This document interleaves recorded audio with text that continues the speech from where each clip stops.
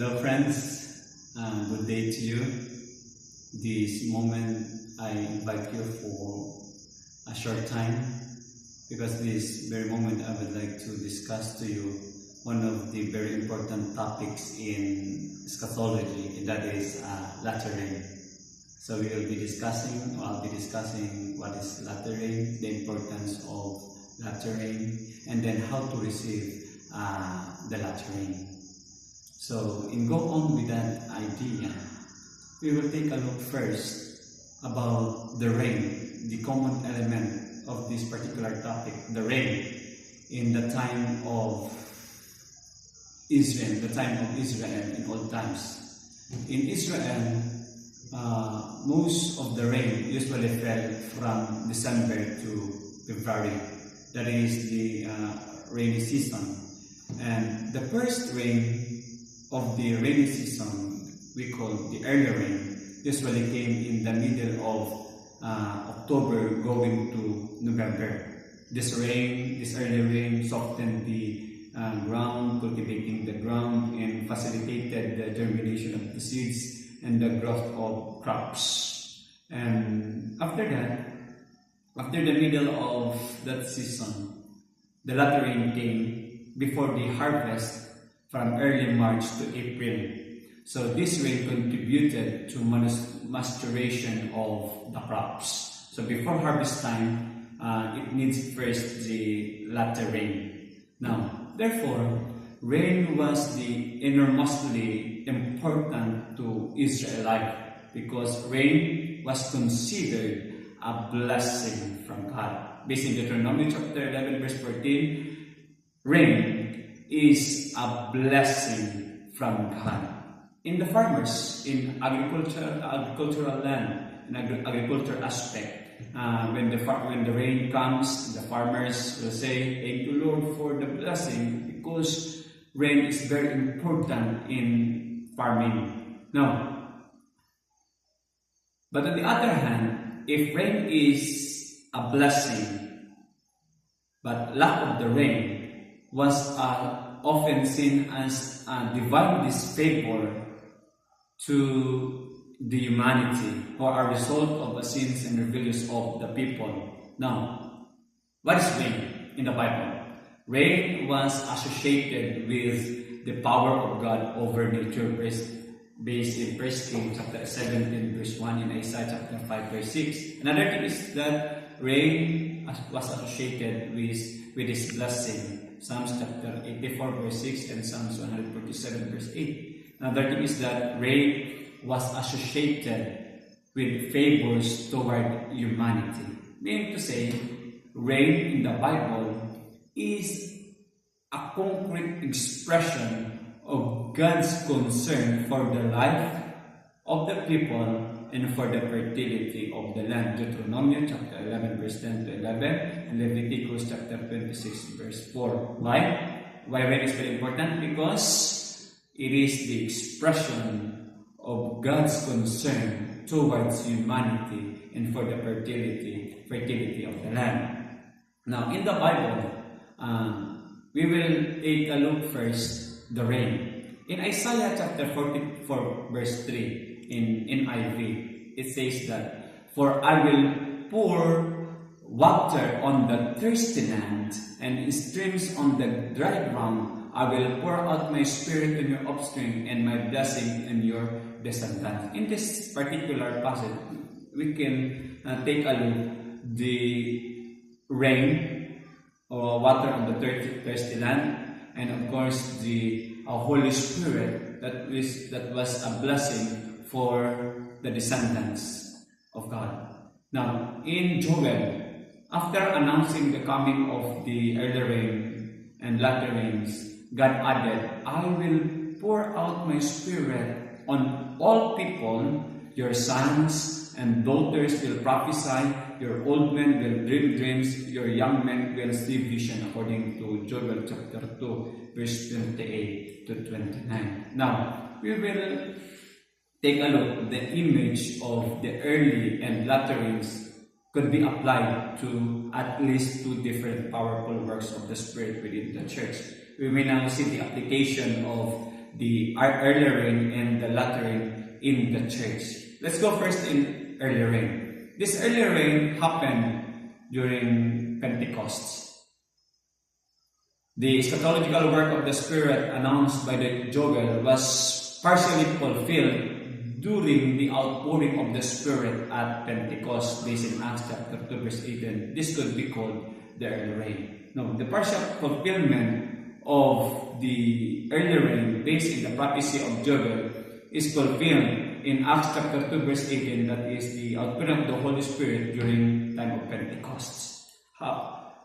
In Ellen G. White, Testimonies to the Church, Volume 8, page 20, year 1904, it was after the disciples had come into perfect unity when they were no longer striving for the highest place that the Spirit was poured out. Now, we could see that the early rain happened during the time of Pentecost. What was the result when the outpouring of the Holy Spirit happened in the life of the disciples in the upper room?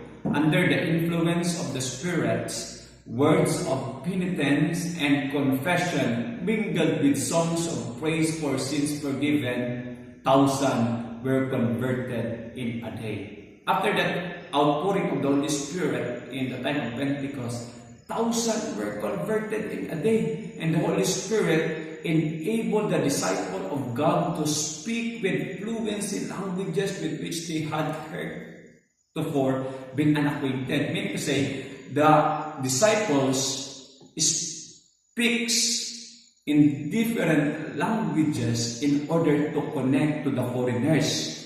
Therefore, a lot of people being converted. The Holy Spirit did for them that which they could not have accomplished for themselves in a lifetime. Acts of the Apostle, page 38 to 40. Another thing is that the church beheld converts flocking to her from all directions. Backslider were reconverted. The ambition of the believers was to reveal the likeness of Christ's character and to labor for the enlargement of His kingdom. Now, early rain, the outpouring of the Holy Spirit in those times is very important because it led us into conversion of a large people or in a humanity. Another thing is that the Holy Spirit will lead us into what? Into a Christ-like character manner. Meaning to say, all of us will be used in the enlargement of His kingdom. What is latter rain? This Holy Spirit, this latter rain, accompany and empower the proclamation of the last message of the judgment. In theology, we can say that loud cry. Latter rain is important in final proclamation of the gospel. We could not be able to preach the final message unless the Holy Spirit, the latter rain, will not possess us. That is in Revelation chapter 18 verse 1. That event is talking about the angel representing God descended from heaven with a great authority, illuminating the earth with His glory and adding power to the worldwide proclamation of the message based in Revelation chapter 14 verses 6 to 12. Just manifestation of the Holy Spirit could be called the latter rain. Before the return of Christ, evil powers will perform great wonders and miracles based in Revelation chapter 13 verse 13 and 14. But God will also express His superior power through the work of the Spirit among His people. That is what we call the Holy Spirit or the latter rain. Now, the promise of the latter rain, based to Ellen G. White in Testimonies to the Church, Volume 8, page 21, the outpouring of the Holy Spirit in the days of the apostles was the former rain. However, the glorious was the result, but the latter rain will be more abundant. Ellen G. White prophesied that during the last days, because of the Holy Spirit, the empowerment of the Holy Spirit, the result of that is more abundant. Why do we need lattering? According to Ellen G. White, Acts of the Apostle, page 55, near the close of earth harvest, a special bestowal of spiritual grace is promised to prepare the church for the coming of the Son of Man. This outpouring of the Spirit is likened to be the falling of the latter rain. Now, latter rain or the empowerment of the Holy Spirit is need before the coming of the Son of Man in order to prepare the people of God for that glorious event. Now, another thing is that the latter rain will produce the loud cry or the final proclamation of the message. At that time, the latter rain or the refreshing from the presence of the Lord will come to give power to the loud voice of the third angel and prepare the saint to stand in a period when the 7 last plagues shall be poured out. Early writings 86, 8 and 54. Now, we can see this and the importance of the latter rain. First, latter rain is very important because it needs to prepare. The Holy Spirit will prepare the church for the coming of our Lord Jesus Christ. And another thing is that the Holy Spirit or the latter rain will give us power to have a loud voice to proclaim the final message. And lastly, we could be able to stand in that great tribulation or the last plagues, if the last plagues will pour, because of the lattering or the empowerment of the Holy Spirit. Okay. Now, since Holy Spirit or the lattering is very important before the coming of Jesus Christ, the question is, how to receive the promise of the latter rain? How could we be able to have this empowerment through the Holy Spirit? First, in Testimonies to the Church, Volume 5, page 158, year 1882, number 1 is that we should pray earnestly for the descent of the Holy Spirit. How to receive the promise of the latter rain? We should pray earnestly for the descent of the Holy Spirit. We should pray as earnestly for the descent of the Holy Spirit as the disciples prayed on the day of Pentecost. If they needed it at that time, we need it more today. If we want to have that empowerment, we need to ask the power of the Holy Spirit.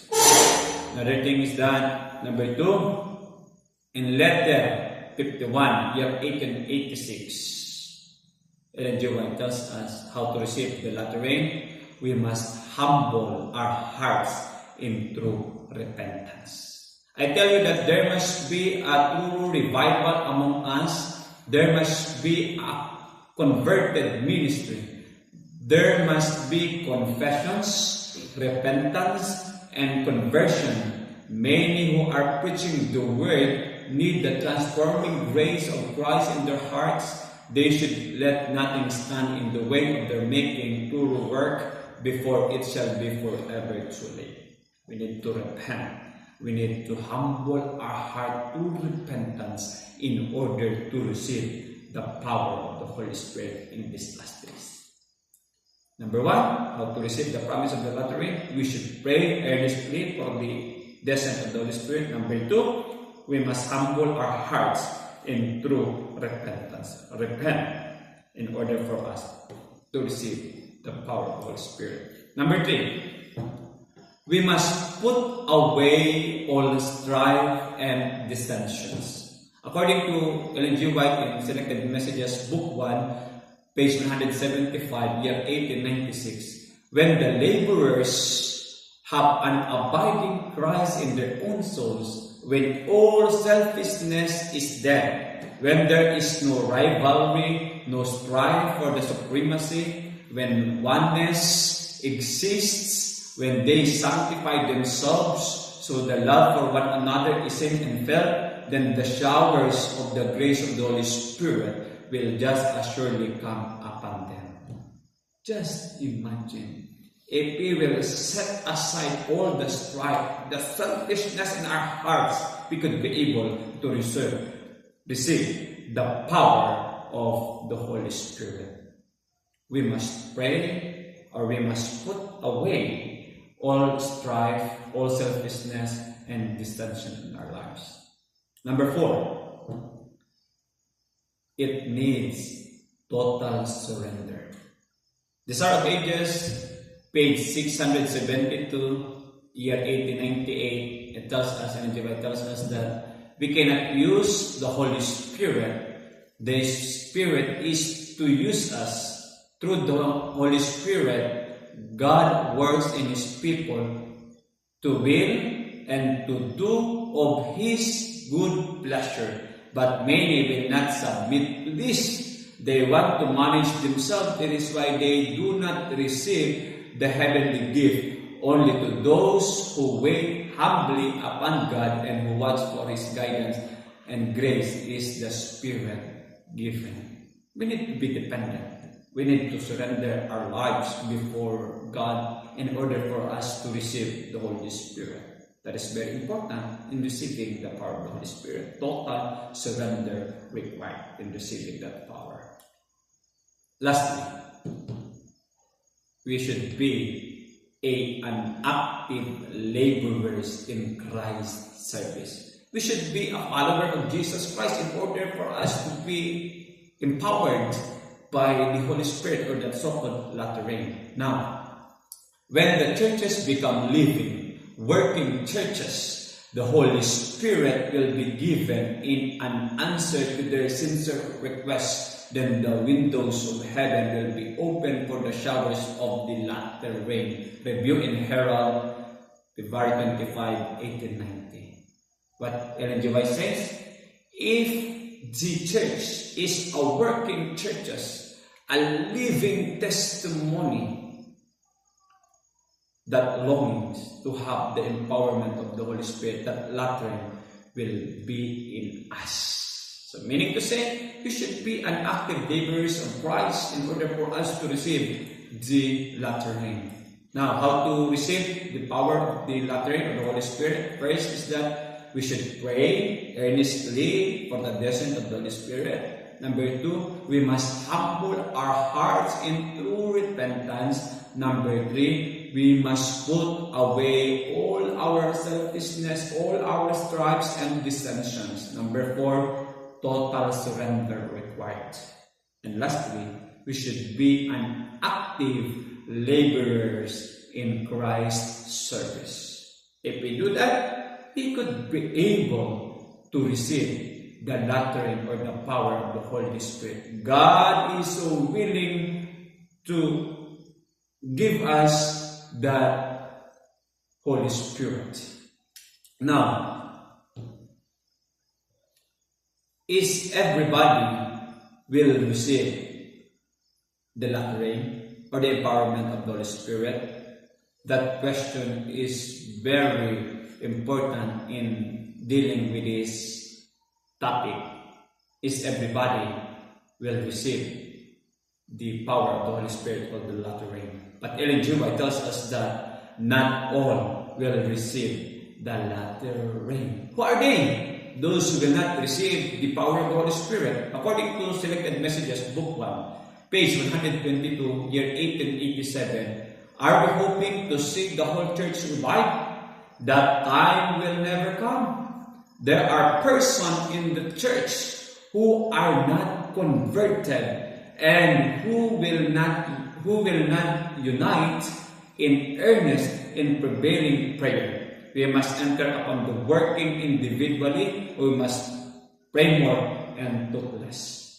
Those individuals who will not be able to receive the power of the Holy Spirit are those persons who are not fully converted inside the church and who will not unite themselves in earnest and prevailing prayer. Meaning to say, within the church, There are lots of people who are not fully converted, and those individuals will not receive the power of the Holy Spirit or the latter rain. Another thing is that in Testimony to the Ministers, page 507, year 1897, Ellen G. White tells us that only those who are living up to the light, they will receive great light, unless we are daily advancing in the exemplification of the active Christian virtues. We shall not recognize the manifestation of the Holy Spirit in the latter rain. It may be falling on hearts all around us, but we shall not discern or receive it. In short, those individuals who will not exemplify the character of Jesus Christ will not be able to receive the power of the Holy Spirit. Lastly, those who make no decided effort but simply wait for the Holy Spirit to compel them to action will perish in darkness. You are not to sit still and do nothing in the work of God. Meaning to say, those individuals who just simply sitting and wait for nothing, those individuals who are too lazy in involving themselves in Christ's service, too lazy in proclaiming the gospel, who will not be able to receive the power of the Holy Spirit or the promise of the latter rain. Now, the question is, everybody will receive the latter rain? Ellen G. White answered, not all will receive the latter rain. Number one, those individuals who are not fully converted, those individuals who will not unite themselves in earnest and prevailing prayer. Based on Selected Messages, Book 1, page 122, year 1887. Number two, those individuals who will not exemplify the character of Jesus Christ, those individuals will not develop the character of Jesus Christ, will not be able to receive the power of the Holy Spirit. Testimonies to the Ministers, page 507, year 1897. And lastly, those individuals who just simply sitting and waiting for nothing, those too lazy in immersing themselves in Christ's service, will not be able to receive the power of the Holy Spirit.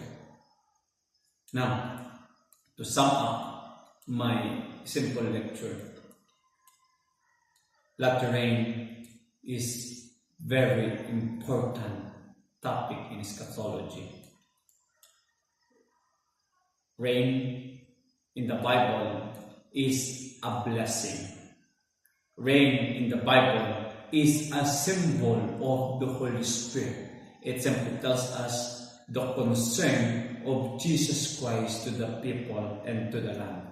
Now, the phrase early rain and latter rain are agricultural images figuratively applied to the work of the Holy Spirit at the beginning of the Christian church and shortly before God's end-time harvest. In short, early rain happened way back in the day of Pentecost, recorded in Acts chapter 2. As we all know that during that time, many were converted. However, latter rain will be happening in the last days, or I can say that it will be received by everybody who will be able to accomplish or done the requirements in receiving the latter rain. How to receive the latter rain? First, we should pray earnestly for the descent of the Holy Spirit.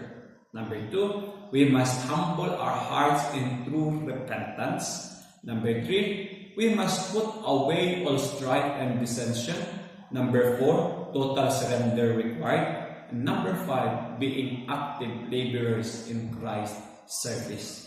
Again, we need the power of the Holy Spirit. We need the promise of the latter rain. We need this before in final proclamation of the three angels' messages or the loud cry. Brethren, brothers and sisters in Christ, we need the power of the Holy Spirit. according to Ellen G. White in Bible Commentary, Volume 7, page 907, we need this Holy Spirit enable for us to stand out of that deception. We could be able to be used in proclaiming the gospel. Therefore, brothers and sisters, don't neglect the power of the Holy Spirit. This is very important. We are now living in these last days. We are now approaching in the close of human history. So we need the power of the Holy Spirit in order for us to sustain and be with Jesus in the glorious appearance that we are waiting for. So may this simple lecture will give us understanding in how to prepare ourselves for that greater event ahead of us. May the good Lord bless us. Thank you so much.